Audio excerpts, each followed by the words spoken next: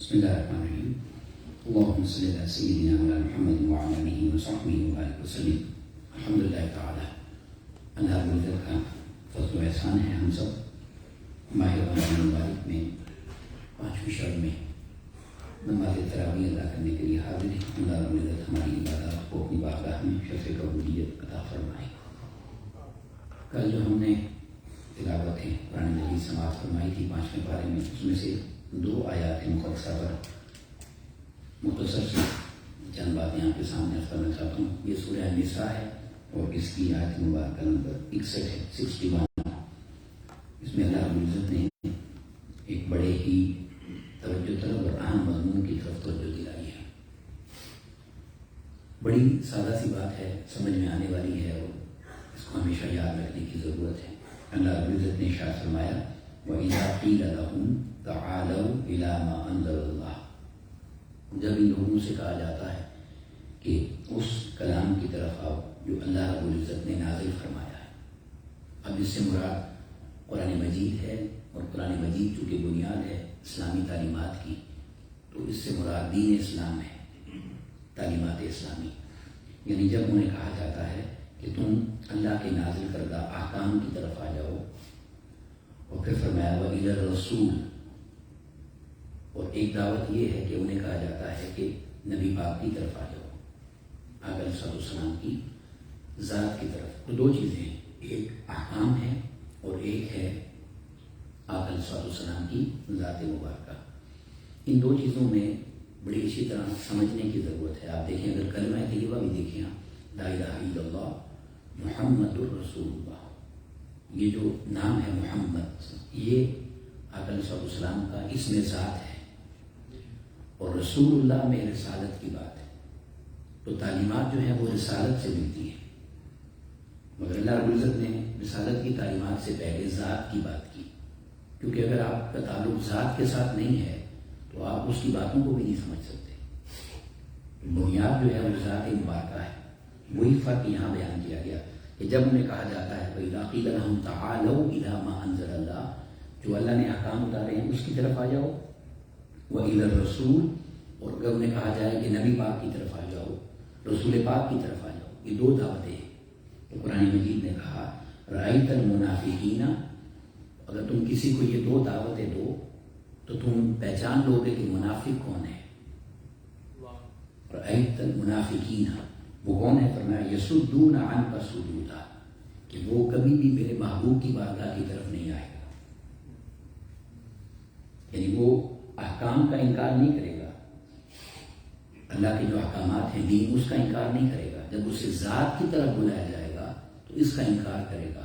تو اگر کوئی اللہ کے احکامات کی بات کرتا ہے، دین کی بات کرتا ہے، صرف تعلیمات کی بات کرتا ہے، اور اس ذات کی معاذ اللہ نفی کرتا ہے جس نے ساری تعلیمات دی ہیں، جو بنیاد بنی ہے تعلیمات حاصل کرنے کی، ذات نبی صلی اللہ علیہ وسلم، اگر اس کا کوئی انکار کر دے تو قرآن مجید نے کہا وہ جتنا مرضی احکامات پر عمل کرنا والا ہو، رأیت المنافقین، قرآن مجید نے اس کو منافقت کا ٹائٹل دیا ہے. اب یہ کیسی چیز ہے؟ میں ایک مثال سے اس کو سمجھا دیتا ہوں. دیکھیں اللہ رب العزت نے جب آدم علیہ السلام کو بنایا تھا تو حکم دیا تھا کہ اس کو سجدہ کرو، اور وہ سجدہ عبادت کا نہیں تھا، وہ سجدہ تعظیم کا تھا، عزت اور احترام کا، کہ یہ میں خلیفہ بنانے والا ہوں، یہ میرا نائب ہے، اس کو سجدہ کرو. تو آپ دیکھیں شیطان نے انکار کر دیا تھا. اب واقعہ میں نے پہلے بیان کیا ہے، میں صرف ایک پوائنٹ دینا چاہتا ہوں اس میں سے. شیطان نے انکار کر دیا. اب میں آپ سے سوال کرتا ہوں، اگر شیطان کا اعتماد اللہ کی ذات پر پکا ہوتا یا اس کی توحید پکی ہوتی، اگر یہ کہہ دیں آپ، اس کی اگر توحید پکی ہوتی تو وہ کبھی سجدے سے انکار نہ کرتا. ایسا ہی ہے کہ کیونکہ حکم بھی تو توحید کی طرف سے آ رہا ہے نا، اللہ کی ذات کی طرف سے آ رہا ہے، تو اس ذات کے ساتھ اس کا تعلق پکا نہیں تھا، اسی وجہ سے تو حکم نہیں مانا. یہ دیکھیں ایسا ہی ہے جیسے آپ کہیں میں ایک بندے کو بہت مانتا ہوں اور اس کی بات نہیں مانتا، تو آپ کیا مانتے ہیں؟ تو وہ اللہ کو ہی نہیں مانتا تھا، ورنہ وہ کوئی اعتراض نہ کرتا اور فوراً سجدہ کرتا، کیونکہ جس کو مان رہا ہے اسی کا حکم تھا. یہ فرق ہے. اللہ رب العزت نے اپنے انبیاء کو، اپنے محبوب بندوں کو جو مقام دیا ہے وہ اللہ نے خود دیا ہے.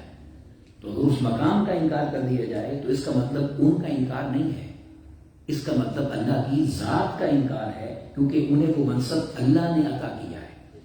وہی فرق یہاں بیان کیا گیا۔ اگر کوئی میری تعلیمات کی طرف آتا ہے اور میرے محبوب کی طرف نہیں جاتا تو اس سے پوچھو تمہیں یہ تعلیمات دی کس نے؟ اسی محبوب کے صدقے تو تم تک قرآن پہنچ رہا ہے۔ اگر تم ان کو سکپ کر دو گے تو تم تو براہ راست مجھ سے قرآن لے نہیں سکتے۔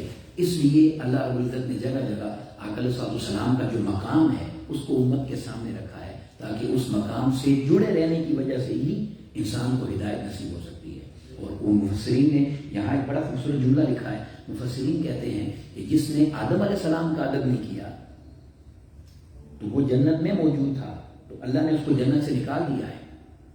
تو آقا علیہ السلام تو آدم علیہ السلام سے بہت بڑے مقام پر ہے، سردار الانبیاء ہے۔ اگر کوئی ان کا ادب اور احترام نہیں کرتا تو اس کو جنت میں جانے کا بھی کبھی راستہ نصیب نہیں ہوگا۔ اب یہ فرق یہاں بیان کیا گیا ہے کہ جو اللہ کی بات کرے، اللہ کے دین کی بات کرے، مگر جب نبی کی بات کرے تو وہ کہے شخصیت پرستی ہے، یہ ذات پرستی ہے، یہ بات نہ کرو، تو قرآن مجید نے کہا کہ یہ منافقت ہے۔ یہ کیا ہے؟ منافقت۔ اور جو منافق ہوتا ہے اس کا کوئی ایمان نہیں ہوتا، وہ کافروں سے بھی پہلے درجے پر ہوتا ہے۔ قرآن مجید نے کہا ان المنافقین فی الدرک الاسفل من النار، کافروں سے بھی نیچے، جہنم کے سب سے نیچے گہرائی میں منافق ہوں گے۔ قرآن مجید نے بیان کیا۔ اور دوسری آیت میں دیکھیں اسی مضمون کو سمجھاتی ہے۔ یہ آیت نمبر 64 ہے، 3 آیتیں آگے، اس کے الفاظ ہیں، آخری الفاظ فرمایا وَلَوْ أَنَّهُمْ إِذْ ظَلَمُوا أَنفُسَهُمْ، اگر ان سے کوئی گناہ ہو جاتا ہے تو ان کو توبہ کا راستہ دکھایا جا رہا ہے۔ جاؤں کا، انہیں چاہیے کہ میرے محبوب کی بارگاہ میں آ جائیں۔ غور سے سنیں، گناہ کیا ہے، اب میرے محبوب کی بارگاہ میں آ جائیں۔ اب ہوگا کیا؟ فَاسْتَغْفِرُوا اللَّهَ، وہاں آ کے توبہ اللہ سے کریں۔ توبہ حضور سے نہیں کرنی، نبی سے نہیں کرنی، صرف راستہ یہ بتایا، گناہ کر لیا ہے تو نبی کی بارگاہ میں آ جاؤ، فاستغفروا اللہ، پھر اللہ سے معافی مانگو۔ اب سوال یہ پیدا ہوتا ہے کہ اللہ معاف کر دے گا؟ تو جواب آیا واستغفر لهم الرسول، تمہیں یہاں بلایا اس لیے ہے کہ اب اگر انہوں نے تمہاری سفارش کر دی، واستغفر لهم الرسول، اگر رسول نے تمہاری سفارش کر دی، لوجد اللہ توابا رحیما، تو تم اللہ کو بہت توبہ قبول کرنے والا، بڑا مہربان اور رحیم پاؤ گے، یعنی وہ تمہیں بخش دے۔ اب توبہ اللہ سے تو آپ اپنے گھر میں بیٹھ کے بھی کر سکتے ہیں، اپنی مسجد میں بھی بیٹھ کے کر سکتے ہیں، تو رسالت کی طرف کیوں توجہ دلائی؟ اس لیے کہ گھر بیٹھ کے کریں گے تو ان کی استغفار نہیں ملے گی، اور استغفار قبول ہی تب ہوگا کہ جب نبی کی سفارش مل جائے گی۔ میں واستغفر لهم الرسول، جس کے لیے رسول سفارش کر دے گا اسے اللہ ہمیشہ معاف کر دے گا۔ اب یہ تو آقا علیہ السلام کی بات ہے نا، میں صرف آپ کو ایک واقعہ حضرت موسیٰ علیہ السلام کا سناتا ہوں۔ اب جب ہم کسی نبی کی بات کرتے ہیں نا تو آقا علیہ السلام کا مقام پہ ان سے اور بڑا ہوتا ہے، تو مثال سے آپ سمجھ جائیں گے۔ موسیٰ علیہ السلام کے زمانے میں ایک وقت ایسا آیا بارش نہیں ہو رہی تھی، تو کچھ لوگ، موسیٰ علیہ السلام نے لوگوں کو جمع کیا نماز استسقاء پڑھنے کے لیے، بارش کی جو نماز ہوتی ہے۔ تو جب وہ نماز پڑھ لی، دعا کر لی، بارش پھر بھی نہیں ہوئی، تو اللہ تبارک و تعالیٰ سے موسیٰ علیہ السلام نے پوچھا یا اللہ ہم نے تیرے حکم کے مطابق نماز استسقاء بھی پڑھی ہے، دعا بھی کی ہے، بارش کیوں نہیں ہو رہی؟ اللہ نے فرمایا یہ جو لوگ آپ کے ساتھ بیٹھے ہوئے ہیں ان میں ایک گناہگار شخص بیٹھا ہوا ہے، اس کی وجہ سے بارش نہیں ہو رہی۔ آپ اسے کہیں کہ وہ اٹھ کے چلا جائے تو بارش ہو جائے گی۔ موسیٰ علیہ السلام نے پھر لوگوں کو جمع کیا اور لوگوں سے کہا بھائی دیکھو بارش نہیں ہو رہی ہے، قحط ہو رہا ہے، لوگ مشکل میں ہیں، ایک بندے کی وجہ سے سارے پریشان ہیں، تو اٹھ کے چلے جاؤ تاکہ بارش ہو جائے۔ بس آپ نے اتنی بات کہی، تھوڑا 1-2 منٹ گزرے، کوئی شخص نہیں اٹھا اور بارش شروع ہو گئی۔ اب لوگ بارش میں خوش ہو گئے۔ موسیٰ علیہ السلام نے اللہ سے پوچھا یا اللہ تو نے فرمایا تھا کہ گناہگار شخص بیٹھا ہوا ہے اور وہ اٹھے گا تو بارش ہوگی، تو نے فوراً بارش کر دی، اٹھا تو کوئی بھی نہیں تھا۔ تو اللہ نے فرمایا اس لیے کہ اس گناہگار نے آپ کا واسطہ دے دیا تھا۔ رسالت کا واسطہ دیکھیں کیا ہے۔ اس نے کیا کہا؟ اس نے جب آپ نے کہا نا کہ اٹھ جاؤ بارش ہوگی، اس کو تو پتا تھا میں گناہگار ہوں، میری بات ہو رہی ہے، تو اس نے کہا یا اللہ مجھے نبی سے دور کر رہا ہے تو اس کو چھوڑ کے میں کہاں جاؤں گا؟ اگر یہاں سے اٹھ گیا تو میں کہاں جاؤں گا؟ اسی نبی نے تو تیرا بتایا ہے۔ تو جب اس نے آپ کا نام لیا تو میں نے اس کی وجہ سے بارش برسا۔ اب جملہ سننے والا ہے۔ موسیٰ علیہ السلام نے کہا یا اللہ وہ شخص کون ہے؟ وہ شخص کون ہے؟ مجھے اس کا نام بتائیں۔ تو اللہ نے فرمایا موسیٰ کل تک اس نے توبہ نہیں کی تھی، وہ گناہگار تھا، تو میں نے اس وقت اس کا نام نہیں بتایا، تو آج توبہ کرنے کے بعد اس کا نام کیسے بتا؟ یعنی اتنا مہربان ہے. حدیث پاک میں آتا ہے جب انسان توبہ کرتا ہے تو اللہ اس کی گناہ معاف کرنے کے ساتھ فرشتوں کو بھی بلا دیتا ہے. جو فرشتے بھولنے والے نہیں ہیں مگر اللہ ان کو بھی بلا دیتا ہے کیونکہ میں نے معاف کر دیا، اس کے گناہ پر کوئی گواہ نہ رہ جائے. آپ دیکھیں کتنا عظیم رب ہے. تو اس کی بارگاہ سے خیرات پانے کے لیے اس نے راستہ دکھایا ہے اپنے محبوب بندوں کا. ان کے وسیلے سے جب مانگا جاتا ہے تو اللہ رب العزت اپنی بارگاہ سے ہمیشہ عطا فرما دیتا ہے. اللہ رب العزت ہمیں ان باتوں کو سمجھ کر ان پر عمل کرنے کی توفیق عطا فرمائے.